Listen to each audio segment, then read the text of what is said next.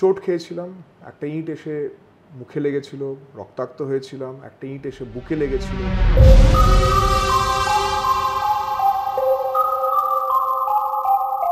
আপনাদের লাঠির বাড়িও খাই আমরা মাঝে মাঝে, ভুলবশত হয় কিন্তু মাঝে মাঝে খাই।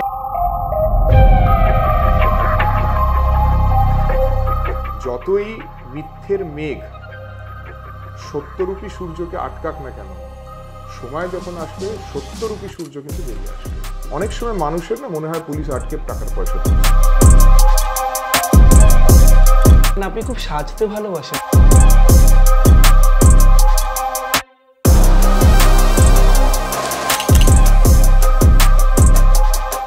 আইপিএস অফিসার তারা ঠিক কেমন হন? ইউনিফর্মের বাইরে ব্যক্তি আইপিএস অফিসাররা ঠিক কেমন হন সেই প্রশ্নে খুঁজবো আমরা। শুধু সেই প্রশ্ন নয়, তার জীবনের অভিজ্ঞতা, নানান রহস্য, রোমাঞ্চ, ন্যারেটিভ সমস্ত কিছু ছাড়িয়ে তিনি বলবেন তার বেড়ে ওঠার কথা। আমার সঙ্গে রয়েছেন বিধাননগর কমিশনারেটের ডিসিপি, আমি যদি খুব ভুল না করি, আইপিএস অনিশ সরকার। স্যার, আপনাকে স্বাগত। নমস্কার স্যার, একটা রহস্য, রোমাঞ্চ, যে মানুষটা ইঞ্জিনিয়ারিং থেকে ফিরে এলেন এবং তিনি পুলিশ আধিকারিক হয়ে জয়েন করছেন, গিয়ে একটা চ্যালেঞ্জিং জায়গায় পড়লেন। স্যার, প্রথম অভিজ্ঞতা ভালো লেগেছিল, ভয় লেগেছিল, নাকি কোথাও গিয়ে মনে হয়েছিল এসছি যখন দেখে নাও? ভীষণ এক্সাইটেড ছিলাম। আমি চেয়েছিলাম জঙ্গলমহলে যেতে।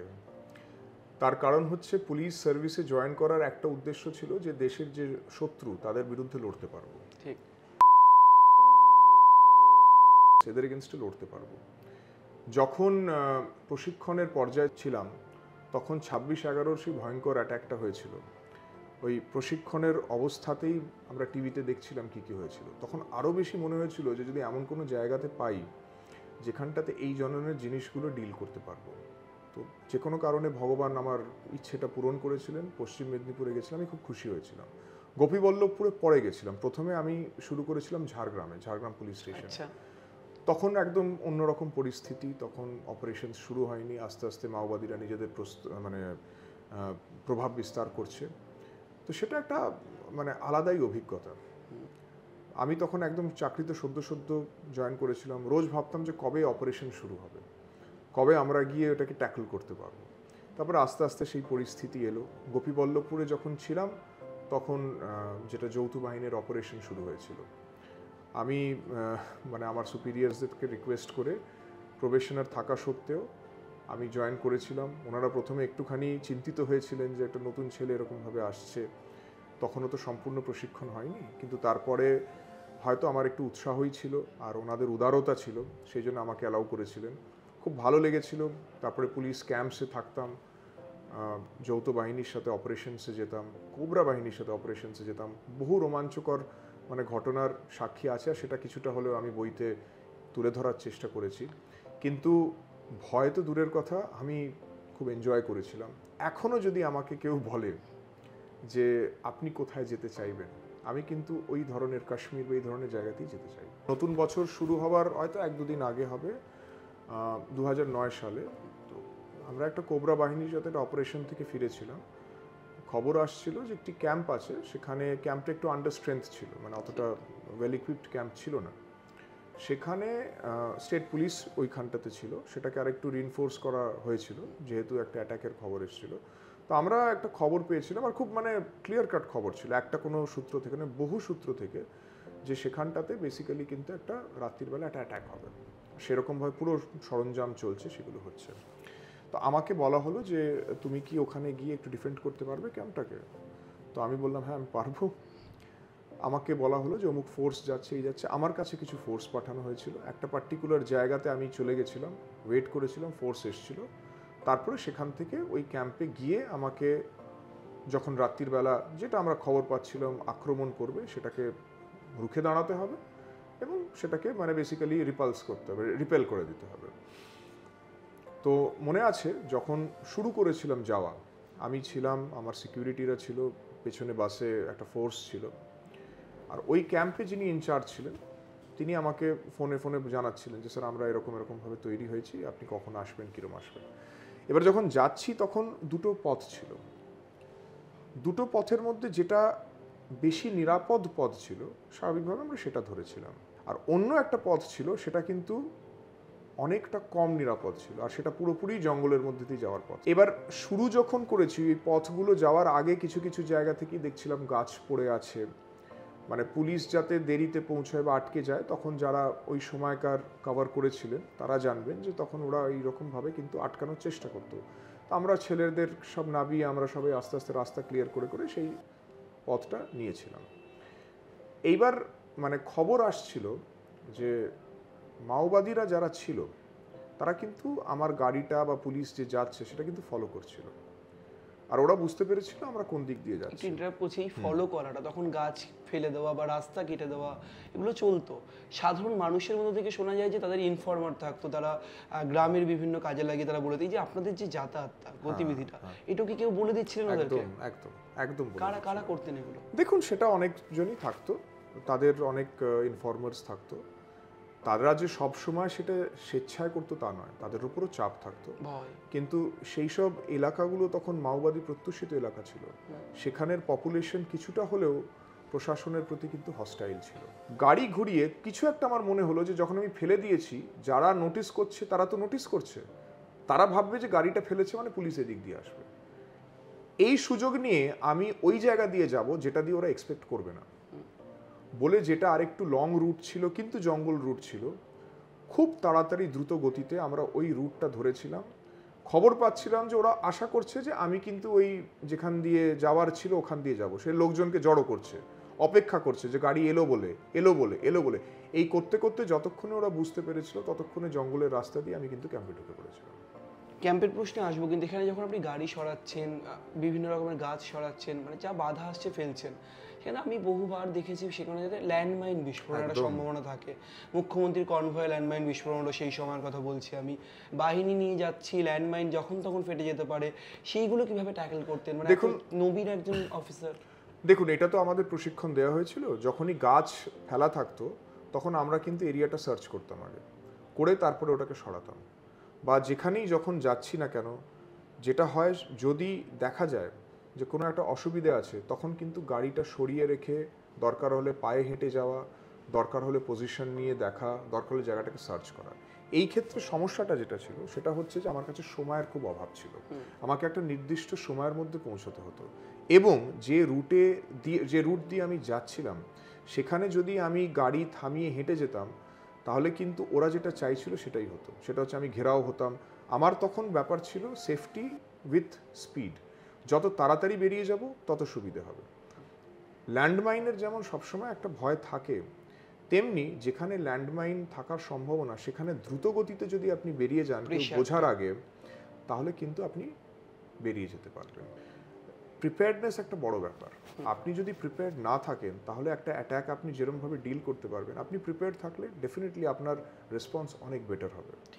চারদিকে ফোর্স লাগিয়ে রাখা হয়েছিল, আমরা রেডি ছিলাম। ঠিক আমার মনে আছে এখনো, রাত্রির 11টা থেকে দুটো সাইড থেকে মানে গ্রামবাসীরা আপাত দৃষ্টিতে চেঁচামেচি হো হুল্লোড় করছিল ডাইভার্ট করার জন্য। সেটা আমরা অ্যান্টিসিপেট করেছিলাম, ফোর্স ওখানে ছিল।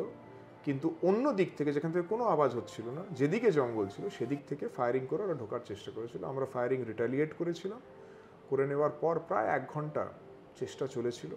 হওয়ার পরে তারপরে আমরাও ইনফরমেশন পেয়েছিলাম যে ওরা কিন্তু পিছিয়ে গেছে। আমাদের সবসময় চেষ্টাটা থাকতো ওদেরকে প্রথমত অ্যারেস্ট করা, মানে প্রথমেই মেরে দেওয়াটা কিন্তু নয়। কিন্তু যখন সিচুয়েশন এমন হতো যে সেটা সম্ভব হচ্ছে না, এক্সচেঞ্জ অফ ফায়ার হচ্ছে, আমাদের কিন্তু ইন্টেনশনটা কখনই ওদেরকে টার্গেটেড কিলিংস ছিল না। আমাদের হচ্ছে যে হয়তো কেউ ক্যাম্পে অ্যাটাক করছে, তো আমি রিটালিয়েট করলাম। রিটালিয়েট করার পর যদি ফায়ারিং থেমে যায়, আমরা ওখানে দেখতাম কি হচ্ছে না হচ্ছে। যদি পেলাম যে ওরা চলে গেল, পরে গিয়ে সার্চ করে দেখতাম কি হয়েছে না হয়েছে।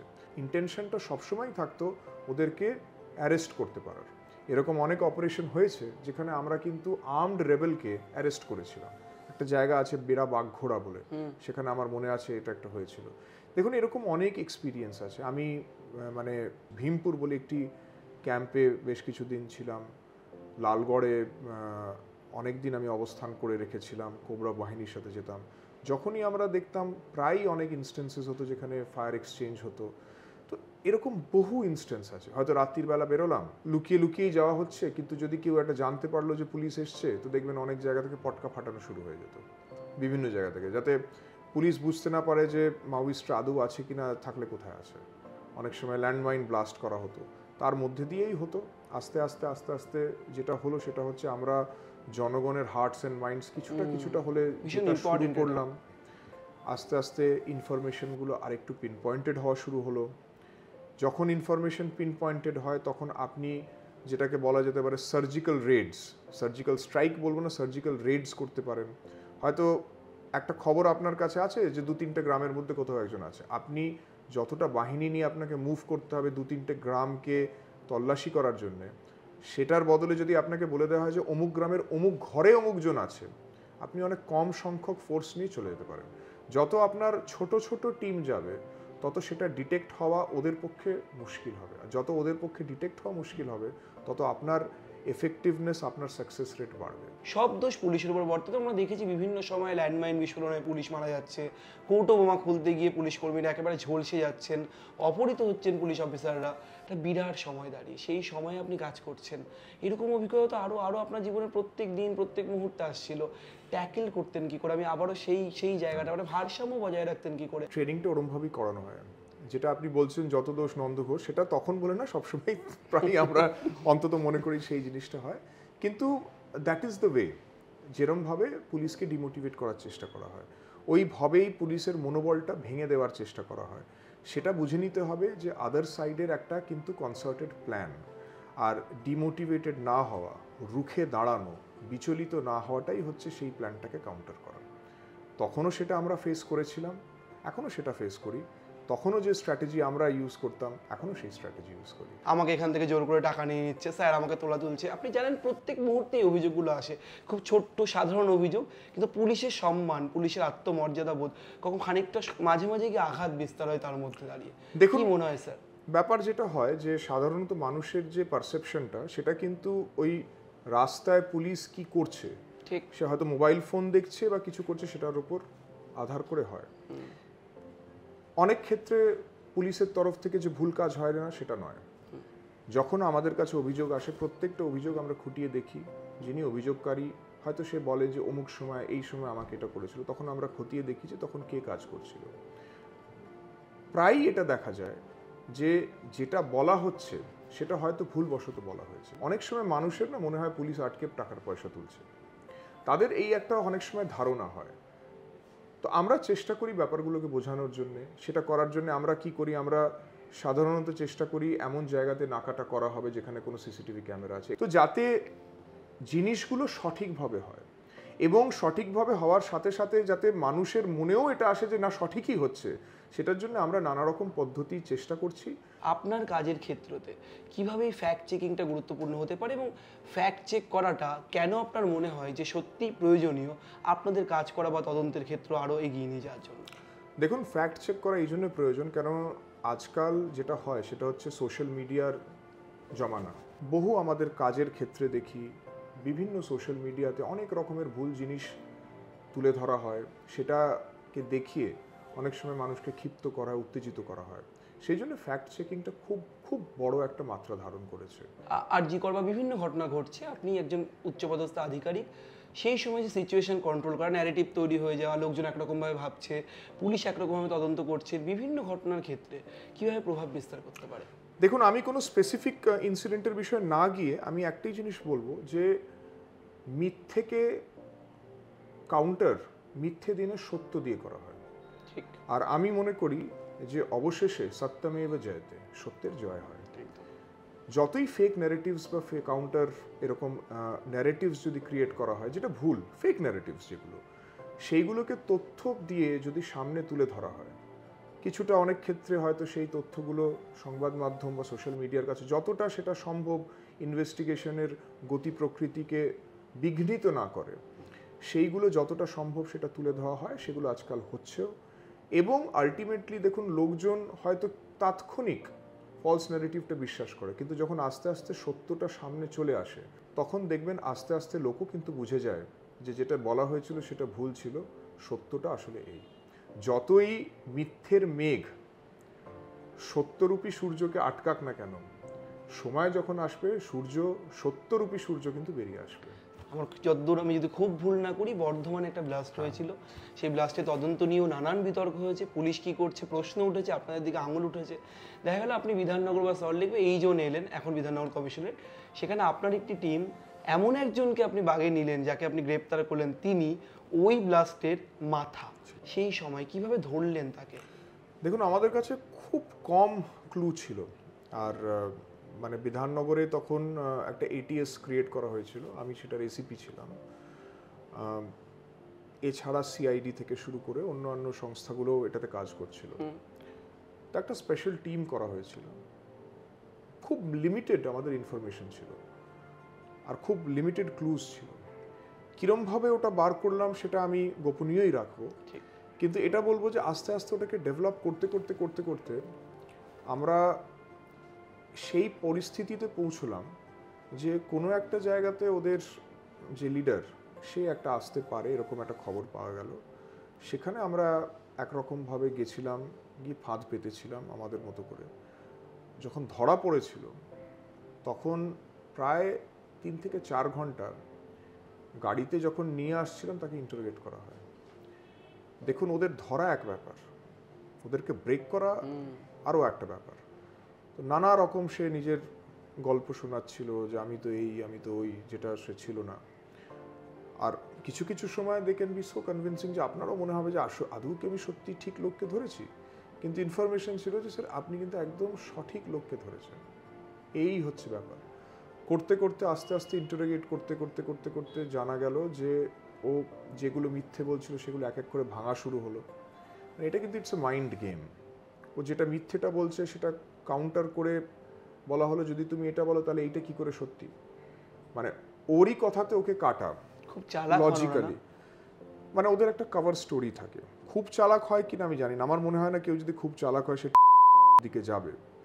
কিন্তু হ্যাঁ, ওদের নিজস্ব একটা ক্যাপাবিলিটি নিঃসন্দেহে থাকে, ওদের নিজস্ব একটা গল্প থাকে যে যদি পুলিশের কাছে ধরা পড়ি ওরা চাইবে মিনিমাম ইনফরমেশন ডিসক্লোজ করা, আর আমরা চাইবো ম্যাক্সিমাম ওর কাছ থেকে বার করা। স্যার এবার যদি বিধাননগর পর্ব ছাড়ি আমি একটু অন্যদিকে যাই, মুর্শিদাবাদ, মালদহ, গাজল, দৌলতাবাদ, আপনার জীবনেই প্রত্যেকটি শব্দ, প্রত্যেকটি শহর অত্যন্ত গুরুত্বপূর্ণ। তার কারণ দৌলতাবাদে একটা অ্যাক্সিডেন্ট হয় এবং সেখানে বহু মানুষের একটা ক্যাজুয়ালিটি হয়। সেখানে দাঁড়িয়ে আপনি তখন সেই সময়ে দাঁড়িয়ে অত্যন্ত সক্রিয়ভাবে কাজটি করেছিলেন এবং আপনার প্রশংসা তৎকালীন যিনি মুখ্যমন্ত্রী ছিলেন তিনি করেছিলেন বলে শোনা যায়। আমার ঘুমটা ওই দিন ভেঙেছিল 3টে মিসড কল দিয়ে। 2টো ছিল ওসি দৌলতাবাদের, একটা এসপি সাহেবের। এবার সকাল 6:30 7টায় যদি ঘুম ভাঙে আর দেখেন যে ওসির ফোন সঙ্গে এসপির ফোন, তাহলে জেনে রাখবেন যে অশনি সংকেত, কিছু একটা ঘটনা ঘটেছে যেটা এসপি সাহেবেরও নলেজে এসছে আর কোনো বাজে ঘটনা ঘটেছে, ওই জন্য ওসি এত সকালে ফোন করছে। তো আমি প্রথম কলটা ওসিকে ফোন করেছিলাম, বললো যে স্যার একটা খুব বাজে অ্যাক্সিডেন্ট হয়েছে, যে একটা ব্রিজ আছে সেখান থেকে, তখন শীতের সময় ছিল, কুয়াশা ছিল, একটা বাস বহু প্যাসেঞ্জার ছিল, সেটা একেবারে সোজা নিচে একটা মানে খাল মতো ছিল, সেইখানে পড়ে গেছে। কয়েকজন বেঁচে বেরিয়েছে, বাকি প্রায় 40-42 জন আর উঠেনি। একটা ডিজাস্টার হয়েছে, একটা ট্র্যাজেডি হয়েছে, একটা অ্যাক্সিডেন্ট হয়েছে। লোক জমা হচ্ছে, সেটা কোনো হস্টাইল কিছু না, হয়তো দেখার জন্য কি হয়েছে না হয়েছে। গেলাম ওখানটাতে, গিয়ে তারপরে রেস্কিউ ওয়ার্ক শুরু করার চেষ্টা হলো, আমরা ডুবুরি নামালাম। কিন্তু আনফর্চুনেটলি পরে যেটা পেয়েছিলাম যে বাসটা এত বাজেভাবে পড়েছিল যে নিচে যে বালি ছিল উপরে নিচে, সেটার মধ্যে ওটা ধসে গেছিল বলে যারা ডুবুরি ছিল তাদের পক্ষে বার করা সম্ভব হয়নি। কিছুক্ষণ পরে, যেটা আমরা আজকাল প্রায়ই দেখি, অনেক লোকজন যখন আছে তখন কিছু লোকজন ব্যাপারটাকে একটু অন্যদিকে নিয়ে যাওয়ার চেষ্টা করে। একটা খবর পেলাম যে পেছনে একটা গাড়ি ফেলে দিয়েছে, আমাদের একজন অফিসারের গাড়ি ফেলে দিয়েছে, সেটাকে জ্বালানোর চেষ্টা করছে। আমি তাদেরকে একটু হলেও কিছু ফোর্স নিয়ে তাড়া করলাম, ততক্ষণ অলরেডি জ্বলে গেছে। কিছুটা তাড়া করার সাথে সাথে চারিদিক থেকে, মানে যেহেতু বহু লোকজন ছিল, ইট পাটকেল ছোড়া শুরু হলো। চোট খেয়েছিলাম, একটা ইট এসে মুখে লেগেছিল, রক্তাক্ত হয়েছিলাম, একটা ইট এসে বুকে লেগেছিল। কিন্তু কিছু আমার ফোর্স ছিল যারা কিন্তু মানে সারাক্ষণ দাঁড়িয়েছিল, একবারও নড়েনি। তারপরে যে কোনোভাবে আমরা পরিস্থিতিটাকে সামাল দিতে পারি। সামাল দেওয়ার সাথে সাথে বাকি ফোর্স যেটা রিইনফোর্সমেন্টস আসছিল সেগুলো আসে। ফর মেবি অ্যাবাউট আধ ঘন্টা 40 মিনিট এরকম একটা খুব হিংস্র অবস্থা ছিল, যার মধ্যে আমি আহতও হই। কিন্তু সামহাউ তারপরে আমরা খুব কম ফোর্স হলেও আমরা সিচুয়েশনটাকে ট্যাকল করতে পেরেছিলাম। এই দিন পর্যন্ত, আজ এই মুহূর্ত পর্যন্ত সবচেয়ে চ্যালেঞ্জের কোন কোন ইস্যুটা মনে হয়? চ্যালেঞ্জিং সব রকমের সিচুয়েশনই হয়, সেইটা আমি বললাম নৈতিক কোনো দ্বিধা আমার কখনো হয়নি সে মাওবাদী ব্যাপারে। মানে অনেকের একটা ধারণা থাকে যে কেউ যদি ধার্মিক হয় তাহলে পুলিশের যে এনফোর্সমেন্টটাতে তার কোনো দ্বিধাবোধ হবে। আমি কিন্তু একটু ভিন্ন মত পোষণ করি। তার কারণ ভগবদ গীতা বলাই হয়েছিল অর্জুনকে যুদ্ধ করতে মানে মোটিভেট করার জন্য। যদি তার ভিন্ন হতো তাহলে সেই ভাবনা চিন্তা হতো, কিন্তু নিজের কর্তব্য পালন করা, সেই কর্তব্য পালন করাটা একটু কঠোর হলেও সেটাই যে অ্যাকচুয়ালি করা দরকার, সেটাই ভগবদ্গীতার শিক্ষা। তো সেই জন্য কোনো নৈতিক মানে দ্বিধা আমি কোনোদিন ফেস করিনি। তবে চ্যালেঞ্জ যদি আপনি বলেন, কিছু কিছু দিন থাকে সকাল থেকে রাত্রির অবধি চলে যায়, তখন আমার যে দৈনন্দিন যেটা আমি করি, মানে হয়তো সকালবেলা মঙ্গল আরতি করলাম বা একটু ভাগবত পাঠ করলাম, একটু হরিনাম করলাম। কি বলছেন, আমি তো পুরো মুগ্ধ হচ্ছে শুনে। মানে সেই আপনি ভাগবত জিনিসগুলো পাঠ হয়ে ওঠে করছেন, না। মঙ্গল হ্যাঁ, আরতি। সেটা আমি করি। সেই জিনিসগুলো অনেক সময় হয়ে ওঠে না, হয়তো খুব সকালে বেরোতে হলো, সেটা হলো না, তখন একটু খারাপ লাগে। পরিবার রাগারাগি করে না? এত ব্যস্ত, মানে এত ব্যস্ততা, তাদের মধ্যে তাদের সময় দেওয়া। দেখুন, এটা রাগারাগি কখনো করে না। আমার পরিবার সবসময় আমার সবসময় সাথে থেকেছে। কখনো একটু দুঃখ প্রকাশ করে, ভয়ও তো থাকে। না খুব একটা ভয় যে তারা পেয়েছে আমি তো বলবো না। মাঝে মাঝে একটু চিন্তা প্রকাশ করে যে অনেক সময় দেখা যায় যে কিছু লোকজন ক্যারেক্টার অ্যাসাসিনেশন করার চেষ্টা করছে। সেটা তো আলাদা। ফিজিক্যালি আপনি হেলমেট পরে দাঁড়িয়েছেন, ডিসুম ডিসুম হচ্ছে, লাঠিচার্জ চলছে, পরিবার ভয় পাচ্ছে না? টিভিতে লাইভ টেলিকাস্ট হচ্ছে, আইপিএস অনিশ সরকার রয়েছেন ফোর্সের সঙ্গে। লাকিলি যখন এগুলো হয়ে যায় তখন তারা জানে না যেটা হচ্ছে, যখন জানে ততক্ষণ হয়ে গেছে। তো সেই জন্য কখনো লাইভ টেলিকাস্টে দেখেনি। কিন্তু হ্যাঁ, এটা ঘটনা যে কিছু কিছু ক্ষেত্রে যখন দেখেছে বিচলিত হয়, যেটা দেখছি এখান থেকে এই আসছে, ওখান থেকে ওই আসছে, সাবধানে থাকো, এই করো এই করো, সেগুলো থাকে। তখন আলটিমেটলি আমি বলি যে নিশ্চিন্ত থাকো, ডিল করে নিই, তারপরে কথা হবে। দৌলতাবাদে যখন ঘটনাটা ঘটেছিল, এখনো আমার মনে আছে, তখন একটা সময়ের পর বাড়ি থেকে মা ফোন করেছিলেন। আমার যে বড় মেয়ে তখন অনেক ছোট ছিল, বোধহয় টিভিতে কোনো কারণে আমার এই রক্তাক্ত মুখটা দেখে নিয়েছিল, সেটা দেখেও খুব কান্নাকাটি করেছিল। তারপরে মা বললো যে একটু কথা বলে নে। তখন আমি মানে ফিরিনি, তখনও সিচুয়েশন হয়ে গেছিলো কন্ট্রোল, ফিরিনি। তখন আমি ওকে বললাম যে চিন্তা করার কিছু নেই, আমি ঠিক আছি, তো আমি ফিরে আসছি। একজন পুলিশ আধিকারিক যখন কাজ করতে যাচ্ছেন, তাকে বারবার বিভিন্ন ক্ষেত্রে শুনতে হয়, বিড়ম্বনায় পড়তে হয়, তারা এক পক্ষের হয়ে কাজ করছেন। চৈতন্যের যে দর্শন, সেই দর্শন অনুযায়ী যদি আপনি কাজ করেন, সেখানে যদি পুলিশের কোনো সমস্যা হয়, শোনার পরে পুলিশের মনে হয় যে আপনি পুলিশ আধিকারিক হিসেবে আমি তো ঠিকই করছি, আমি তো সবার কথা শুনেই কাজ করছি, আইন ঠিক যেটুকু আমাকে হাত পা বেঁধে দিয়েছে সেটা মেনে কাজ করছি, তা সত্ত্বেও এই যে বিড়ম্বনা, খারাপ লাগে না কখনো স্যার? দেখুন, আমার গুরুর কাছ থেকে একটা শিক্ষা পাওয়া যে কর্ম এবং ধর্মকে কখনো মেলাবে না। কর্ম নিজের জায়গায়, সেখানে যে আইন শৃঙ্খলার ব্যাপার আছে, যে যে জিনিসগুলো করার আছে, নিঃসন্দেহে আমাদের কিছু আইনের মধ্যে থেকে কাজ করতে হয়। নিঃসন্দেহে অনেক সময় মনে হয় যে আইনের মধ্যে থেকে কাজ করা মানে একরকমের হাতটা বাঁধা, ঠিক। কিন্তু সেটারও একটা প্রয়োজনীয়তা আছে। কাজটা আমাকে কাজের মতো করতে হবে, কিন্তু ধর্মচর্চা বা ধার্মিক হওয়ার যে প্রক্রিয়া, সেটা ভিন্ন থাকাই ভালো। সেটাই আমি শিখেছি, আমি সেটাই করার চেষ্টা করি। দুটোকে আমি চেষ্টা করি যাতে না মেলাতে। তবু এটা অবশ্যই বলুন, দর্শন যে ধার্মিক হওয়া বা ওই মহাপ্রভু চৈতন্য মহাপ্রভুর দর্শনে কিন্তু আমি অন্তত পুলিশিংয়ে অনেক বেশি শক্তি পাই। তার কারণ হচ্ছে, যদি আপনি এটা মাথায় রাখেন যে আপনি আপনার কর্তব্যটুকু পালন করছেন, কিন্তু সব কিছু যিনি করাচ্ছেন তিনি হচ্ছেন পরমেশ্বর ভগবান, আপনি নিমিত্ত। সেই জন্যে কেউ আমাকে কিছু একটা বাজে বললো বলে আমি খুব সেটা সেন্টিমেন্টে নিয়ে নিলাম, নিজেকে অতটা সিরিয়াসলি নেওয়ারও দরকার নেই, এটা আমি মনে করি। আমি আমার কর্তব্য পালন করছি, সে তার হয়তো কিছু কাজ আছে সেটা সে করছে, সে নিজের কাজ করুক। প্রত্যেকে নিজের কর্মের ফল তাকে নিজে ফেস করতে হবে। আমি যদি ভগবদ্গীতা দেখি, তাহলে যে ধরনের চ্যালেঞ্জের মুখে, তথাকথিত চ্যালেঞ্জের মুখে পাণ্ডবরা বা অর্জুন পড়েছিল, আমরা যে ধরনের চ্যালেঞ্জ ফেস করি তার চেয়ে তো অনেকটাই কম। তো সেটা যদি করা যায় আর সেটা করার জন্য যদি ভগবানকে সঙ্গে পাওয়া যায়, তাহলে এই ধরনের চ্যালেঞ্জ ফেস করতে খুব একটা অসুবিধা হওয়া উচিত নয়। আপনারাও অনেক মানে রিস্কি সিচুয়েশন আপনাদের লাঠির বাড়িও খাই আমরা মাঝে মাঝে, ভুলবশত হয় কিন্তু মাঝে মাঝে খাইনি, আমারও অভিজ্ঞতা আছে, ফুলে গেছে, ভর্তি থাকতে হয়েছে। সেই জন্য আপনাদেরও অনেক এরকম সিচুয়েশনে কাজ করতে হয়।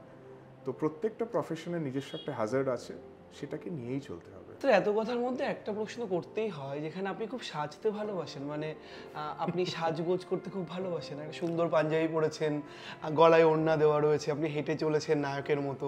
একটা ভিডিও দেখলাম বিরোধী রাজনৈতিক দল তারা পোস্ট করছেন এবং সেটা রীতিমতো ভাইরাল হয়ে গেল মুহূর্তের মধ্যে।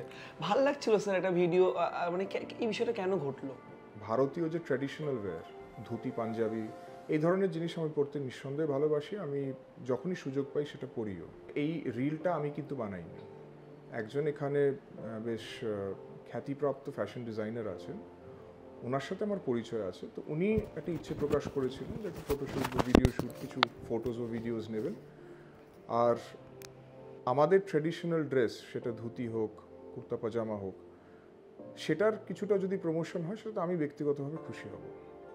এটা কোনো রকম কারোর সাথে কোনো বাণিজ্যিক সম্পর্কের ব্যাপার নয়, এটা কোনো সার্ভিস রুলসকে ভায়োলেট করারও ব্যাপার কিছু নয়। সেই জন্য আর আমাদের যে ঐতিহ্যমণ্ডিত ট্রাম, যেটা হয়তো খুব বেশি দিন আর থাকবে না, সেখানে আমরা একটা ওই ভিডিও শ্যুট করেছিলাম, অবসর সময় আমি একটা করেছিলাম। তো ড্রেসগুলো ওনারই দেওয়ার ছিল, নাই এটা আমার সোশ্যাল মিডিয়াতে আপলোড করা হয়েছে। আমার সোশ্যাল মিডিয়াতে আমি সাধারণত আমার কাজ সংক্রান্ত জিনিসগুলোই ওঠাই, বা হয়তো কিছু আধ্যাত্মিক সংক্রান্ত জিনিস ওঠাই, কিছু কিছু হয়তো পরিবারের সাথে কিছু মুহূর্ত, চেনা পরিচিত লোকেদের সাথে মুহূর্ত, এগুলো ওঠাই। কিন্তু সামহাও এটা আমি জানতে পারি পার্সোনাল লাইফ নিয়ে কথা উঠেছে, আমি কোনো মন্তব্য করতে চাই না। আশা রাখবো যে প্রফেশনাল ব্যাপার নিয়ে যদি কারোর কমেন্ট থাকে সেটা অবশ্যই করুক, আমরা সবসময় মাথা পেতে শুনতে রাজি আছি। যদি ভুল করে থাকি প্রফেশনালি সেটা শুনবো। আমি মনে করি না যে ওই ভিডিওটা কোনো রকম রুচিবিহীন কোনো কিছু ছিল। শুধু পরিবার, অবসরে কি করবেন স্যার? এখন অনেক দেরি আছে, এখন সেই সময় আসুক তখন ভাববো, এখন কিছু ভাবিনি। আপনার বইয়ের জন্য শুভেচ্ছা থাকলো, আর নতুন বই আপনি বের করছেন, লিখছেন সেই বই, এবং সেটা কাজ অনেক লেখা মোটামুটি শেষ হয়ে গেছে, লেখা শেষ হয়ে গেছে, এবার আশা করছি খুব তাড়াতাড়ি সেটা পাবলিশ করা যাবে। স্যার আপনি পুলিশ, আপনি লেখক, আপনি আর কি, মানে ব্যক্তি জীবনের যদি অনিশ সরকারকে আমরা জানতে চাই, অনিশ সরকার কি গান ভালোবাসেন? অনিশ সরকার ঠিক কি ভালোবাসেন ব্যক্তি জীবনে? দেখুন, আমার ভালোবাসার অনেক জিনিসই আছে। আপাতত এখন লেখা আর পুলিশিংটাই থাক, আস্তে আস্তে যেরকম যেরকম ভালোবাসার জিনিসগুলো বেরোবে সেরকম হয়তো লোকজন জানতে পারবে। গান ভালোবাসেন? গান ভালোবাসি না, গান আমি একদমই গাইতে পারি না। আমি মেনলি লেখালেখিটাই করেছি, এটা করেছি।